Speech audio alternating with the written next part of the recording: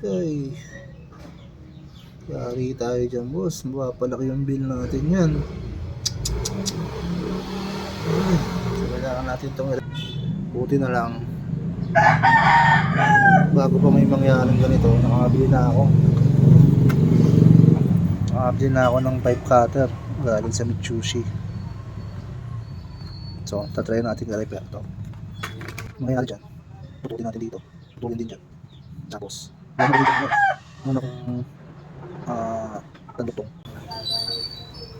Ito, pagtuktungin natin yung dalawa. Tanggalin na natin yung valve. Pero siyempre, bago natin putulin yun, isara muna natin yung linya. Isara muna natin yung main line. Ito, parang hindi na sa tulo dun. Ito natin na. Yeah! Yeah! Yes na.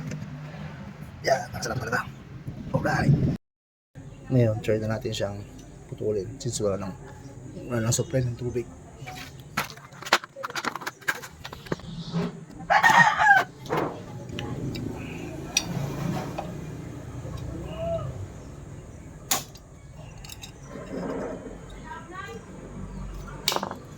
Basic na magputol, di ba?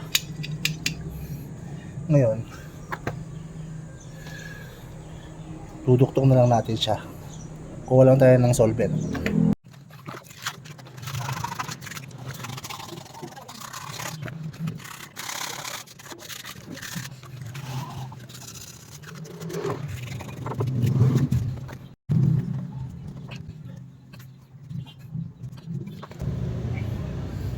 Tapos palilinisan, ayan natin ng Meltex or PVC pipe cement.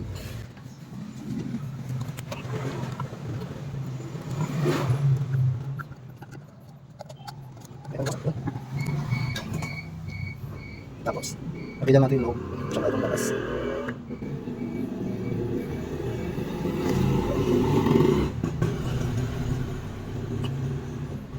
Tapos saka natin salpak. Ito muna. Ito. Yan. Lagyan nyo lang muna ng pressure mga 30 seconds.